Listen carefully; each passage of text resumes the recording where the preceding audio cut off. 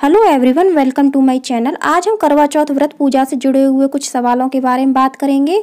तो सबसे पहला सवाल यह सबसे ज़्यादा पूछा जा रहा है कि चांद को अर्घ कौन से करवे से देना चाहिए। फ्रेंड्स, चांद को अर्घ मायके से जो करवा मिलता है उसी से दिया जाता है। यदि किसी कारणवश आपके मायके से करवा नहीं मिल पाता है तो आप खुद भी खरीद सकते हैं करवा और उससे आप अर्घ दे सकते हैं। इसके अलावा यदि आपने चंद्रमा को अर्घ देने के लिए मिट्टी का करवा खरीदा है तो आपको वह हर साल नया खरीदना पड़ता है। यदि आप पीतल का, तांबे का या फिर स्टील का करवा खरीद लेते हैं तो आपको वह हर साल नहीं खरीदना पड़ेगा। तो आप इस बात का ध्यान रखें कि अगर आप मिट्टी का करवा खरीद रहे हैं अर्घ देने के लिए तो आप उसको फिर हर साल नया खरीदेंगे। और अगर आपको चंद्रमा को अर्घ देने के लिए मायके की तरफ से करवा मिल जाता है तो आपको फिर हर साल करवा खरीदने की जरूरत नहीं है, आप उसी करवे से हमेशा अर्घ दें। अब फ्रेंड्स, दूसरा सवाल जो सबसे ज़्यादा पूछा जा रहा है वो यह है कि करवा फेरने के बाद जो आपको करवा मिलता है माता पार्वती के द्वारा, उस करवे में जो बायना भरा हुआ है, जो भी खाद्य सामग्री भरी हुई है, उसका क्या किया जाता है। तो फ्रेंड्स, मैं आपको बता दूं, उस खाद्य सामग्री को आप खा सकते हैं, आपके पति खा सकते हैं और आपके बच्चे खा सकते हैं। इसके अलावा उस खाद्य सामग्री को या फिर उस बायने को और कोई नहीं खाएगा।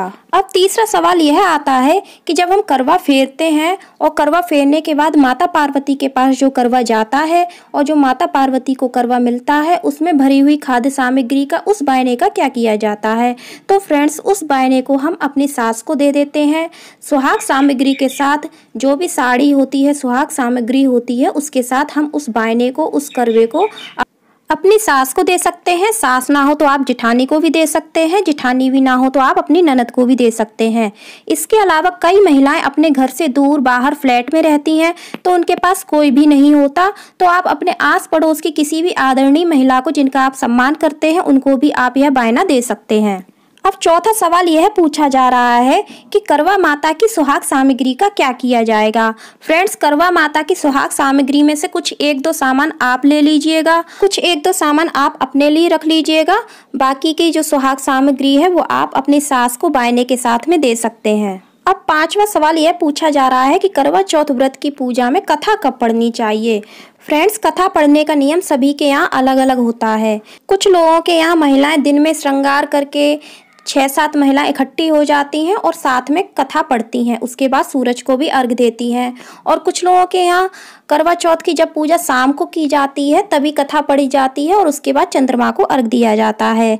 इस तरह से आप कथा पढ़ सकते हैं। आप चाहें तो 6-7 महिलाएं इकट्ठे होकर के दिन में आराम से कथा सुन सकते हैं, पढ़ सकते हैं। आप चाहें तो किसी मंदिर में भी जा कर के कथा पढ़ सकते हैं, वहाँ भी पंडित जी लोग कथा सुनाते हैं, तो आप इस तरह से भी कथा सुन सकते हैं।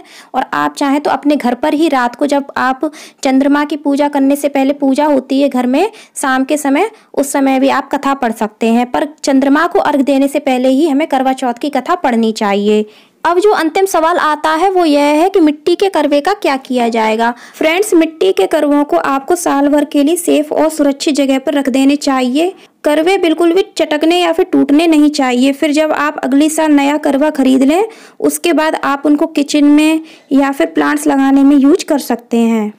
तो फ्रेंड्स, ये थी मेरी जानकारी। आपको कैसी लगी कमेंट करके जरूर बताना। पसंद आई हो तो लाइक करना और ज़्यादा से ज़्यादा शेयर करना।